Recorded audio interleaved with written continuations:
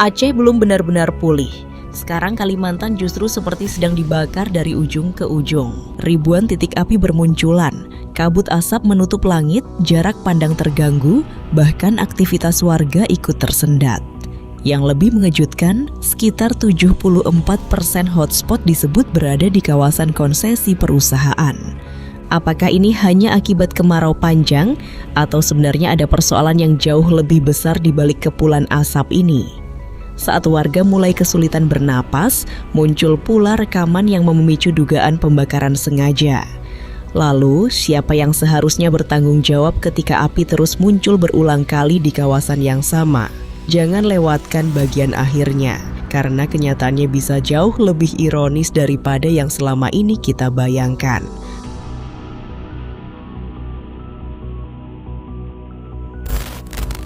Kalimantan kini menghadapi karhutla dalam skala yang sudah sulit disebut sebagai kebakaran biasa. BNPB mencatat 1.487 hotspot terdeteksi di seluruh wilayah Kalimantan berdasarkan pemantauan satelit NOAA-20. Titik-titik itu tersebar hampir di seluruh provinsi. 767 titik di Kalimantan Tengah, 560 titik di Kalimantan Barat. Masing-masing 74 titik di Kalimantan Selatan dan Kalimantan Timur, serta 3 titik di Kalimantan Utara. Angka-angka ini mungkin terdengar seperti statistik biasa, tetapi jika seluruh titik merah itu dituangkan ke dalam peta, yang terlihat adalah wilayah sangat luas yang sedang berhadapan dengan ancaman api dan asap secara bersamaan. Dan skalanya ternyata jauh lebih besar jika kita melihat akumulasinya sejak awal tahun. Analisis Walhi periode 1 Januari hingga 27 Juli mencatat 34.262 hotspot di Pulau Kalimantan, dengan luas indikatif area terbakar mencapai sekitar 33.837 hektar. Yang membuat situasi ini semakin mengkhawatirkan, sekitar 74% hotspot tersebut terdeteksi berada di dalam kawasan konsesi perusahaan. Namun angka ini tetap harus dibaca secara hati-hati. 74% bukan berarti seluruhnya berada di lahan sawit. Dari 25.524 hotspot di kawasan konsesi, sekitar 10.739 berada di HGU perkebunan kelapa sawit, 7.880 di konsesi pertambangan, dan 6.905 di konsesi pemanfaatan hutan. Jadi, pertanyaannya bukan lagi sebatas siapa yang menyalakan api, tetapi juga bagaimana kawasan-kawasan tersebut selama ini dikelola dan diawasi.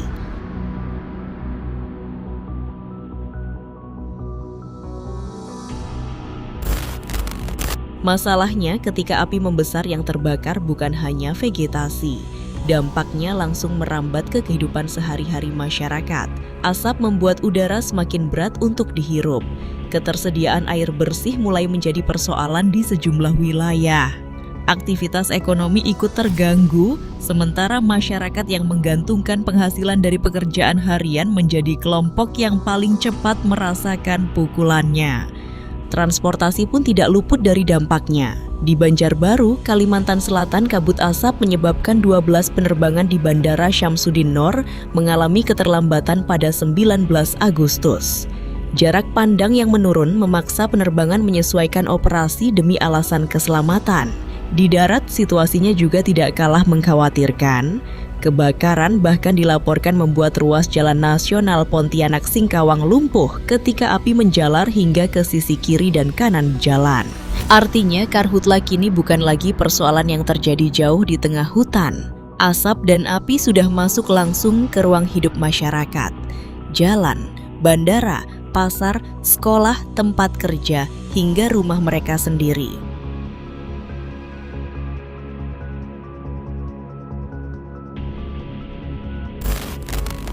Dan kemudian muncul persoalan yang paling dekat dengan manusia, kesehatan. Di Banjarbaru, konsentrasi PM2,5 sempat mencapai 389,4 mikrogram per meter kubik, jauh melewati ambang kategori berbahaya, yang disebut berada di sekitar 250,5 mikrogram per meter kubik. Ketika partikulat sehalus ini memenuhi udara, Masyarakat bukan hanya sedang melihat langit yang berubah kelabu, mereka sedang menghirup udara yang kualitasnya memburuk akibat paparan asap. Di Kalimantan Tengah dampaknya bahkan sudah terekam dalam angka kesehatan. BPBD Kalteng melaporkan 66.679 kasus ISPA di tengah kondisi karhutla yang terus berlangsung. Di provinsi ini, luas area terbakar disebut mencapai 148,71 hektar dengan 1.026 hotspot dan 46 kejadian karhutla.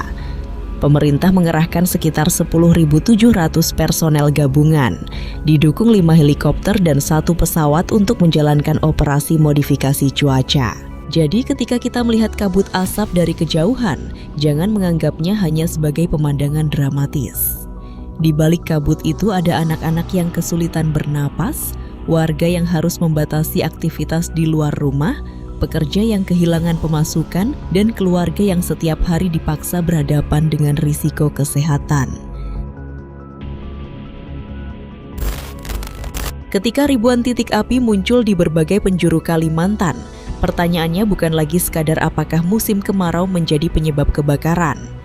Data Walhi justru menunjukkan persoalan yang jauh lebih rumit. Sepanjang Januari hingga 27 Juli 2026, tercatat 74% berada di kawasan konsesi perusahaan, baik perkebunan sawit, pertambangan, maupun kehutanan. Rinciannya menunjukkan 10.739 hotspot berada di kawasan perkebunan kelapa sawit, 7.880 titik di konsesi pertambangan, dan 6.905 titik di konsesi kehutanan. Bahkan pada Juli, hotspot dengan tingkat kepercayaan tinggi melonjak menjadi 615 titik, jauh dibandingkan April hingga Juni yang tidak pernah menembus 74 titik dalam sebulan. Lonjakan ini menjadi alarm bahwa karhutla terlalu sederhana jika hanya dijelaskan dengan alasan cuaca kering. Dugaan keterlibatan aktivitas manusia juga muncul dari sejumlah wilayah. Di Kutai Timur, BPBD menyebut titik api berulang muncul di lokasi yang sama dan menduga terdapat indikasi lahan sengaja dibakar untuk penanaman sawit. Sementara di Kutai Kartanegara, kebakaran lahan gambut di Sanga-Sanga meluas dari sekitar 50 menjadi 100 hektar. Api bahkan masuk ke lapisan dalam gambut, membuat titik api berpotensi kembali muncul meskipun permukaannya terlihat sudah padam. BPBD juga mengingatkan bahwa kelalaian manusia, termasuk membuang puntung rokok sembarangan, bisa memicu kebakaran saat vegetasi berada dalam kondisi sangat kering. Karena itu, setiap dugaan pembakaran tetap harus dibuktikan melalui proses penyelidikan. Rekaman di media sosial yang memperlihatkan sosok diduga membakar lahan juga belum cukup untuk memastikan siapa pelakunya maupun apa motif di balik tindakannya. Yang kemudian menjadi sorotan adalah munculnya pola kebakaran yang berulang di kawasan konsesi. Walhi Kalimantan Barat sebelumnya mencatat 1.351 hotspot berada di dalam maupun sekitar konsesi 15 perusahaan pada hampir 4 pekan pertama Maret 2026. Menurut Walhi, pola tersebut menunjukkan persoalan tata kelola lahan dan lemahnya penegakan hukum. Kerusakan gambut akibat kanal drainase juga membuat lahan kehilangan kelembapan sehingga semakin mudah dilalap api. El Nino dan musim kemarau memang dapat memperbesar risiko terjadinya kebakaran. Namun menurut Walhi, faktor iklim lebih tepat disebut sebagai pemicu, bukan satu-satunya penyebab.